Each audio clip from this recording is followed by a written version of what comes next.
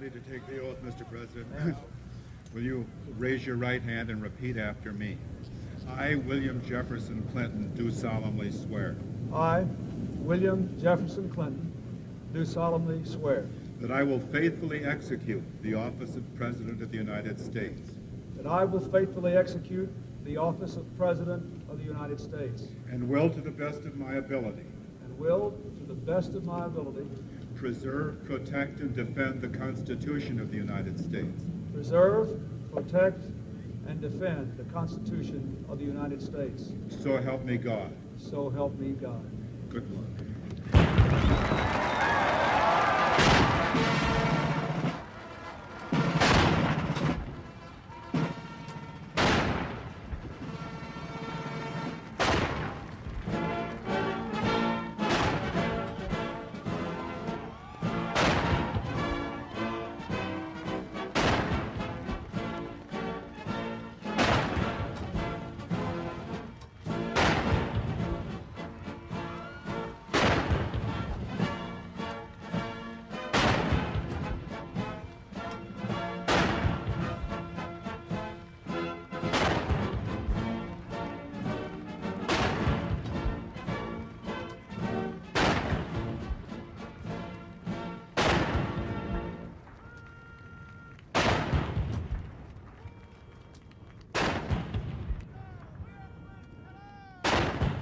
The President of the United States of America, William Jefferson Clinton.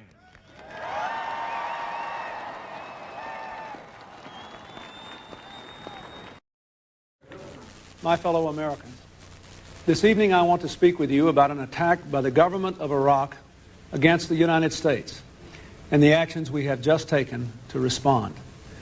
This past April, the Kuwaiti government uncovered what they suspected was a car-bombing plot to assassinate former President George Bush while he was visiting Kuwait City.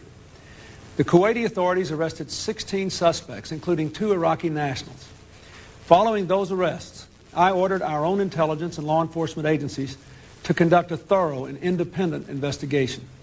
Over the past several weeks, officials from those agencies reviewed a range of intelligence information, traveled to Kuwait and elsewhere, extensively interviewed the suspects, and thoroughly examined the forensic evidence. This Thursday, Attorney General Reno and Director of Central Intelligence Woolsey gave me their findings. Based on their investigation, there is compelling evidence that there was, in fact, a plot to assassinate former President Bush.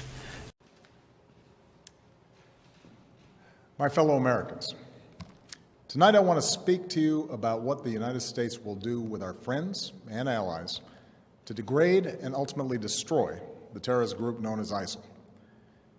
As Commander-in-Chief, my highest priority is the security of the American people.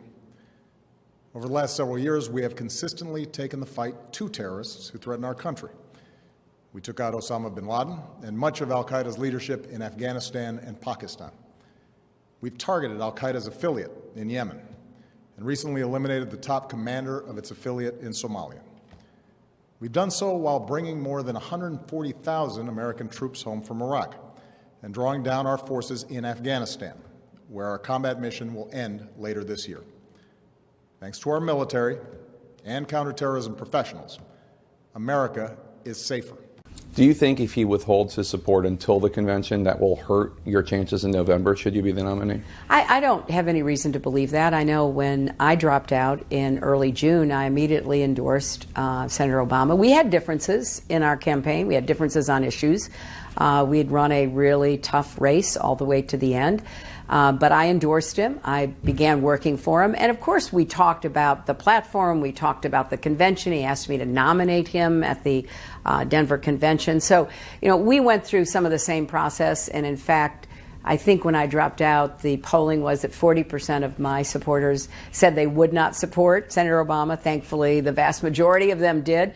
So this is a natural kind of process that I think will play itself out. It's interesting. It was an attack on me, so I take it very personally. And even before Senator Sanders got into the campaign, way back in April of last year, I said we are going to reverse Citizens United, and if we can't get the Supreme Court to do what I think would be the right decision, then I will lead a constitutional amendment. So we have a lot in common, and we're going to work together. You talked. real challenges and dangers in the world. And I don't think loose talks about loose nukes, I don't think turning our back on our strongest allies, I don't think pretending you have some sort of secret plan is a very smart way to go forward in leading the world, which is what we must do. On some issues, it seems like he's going to run to your left, on a populist left, and one of them might be the use of force and military intervention. And whether it's Libya or Iraq, what will your response be when he says Hillary Clinton is part of the group that gets us into these wars? Well, look, I think that I'm always someone who uses military force as a last resort. It's not a first choice. As Secretary of State, I talked a lot about smart power, about diplomacy and development. I'm the one who put together the coalition that imposed sanctions on Iran, brought them to the negotiating table, which led to putting a lid on their nuclear weapons program. And that's exactly what we need to do, because there was a very real potential that military action might have been taken in order to try to prevent Iran from getting a nuclear weapon. So when you have somebody who says he's going to be tough and he's going to get results, but he doesn't tell you how he's going to do it, I think we'll have a lot to contrast with.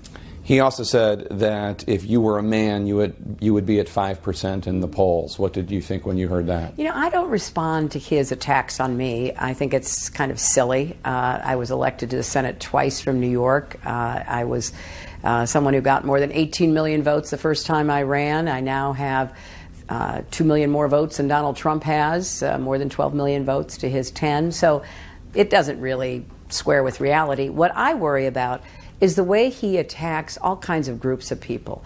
And I want to be, their spokesperson. I'm going to stand up for them. Attacking me, demeaning me, talking about playing the woman's card. Well, there are a lot of women out there who are really struggling.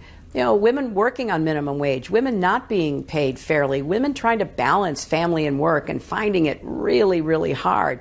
Women who are worried about security in their neighborhoods, women who have a lot of legitimate concerns. And as I said Tuesday night, if playing the women's card means standing up for the concerns that women have and that they express to me, then deal me in, because that's exactly what I've always done for decades, what I will do in this campaign.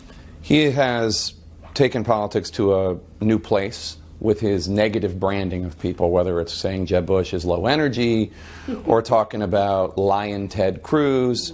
And for his supporters, it's really worked. He has lately taken to calling you, I believe, corrupt Hillary, and he's had some rather personal and pointed tweets. Have you learned anything from watching the way that Republicans dealt with him in the primaries that will inform how you will deal with such an unconventional candidate? Well,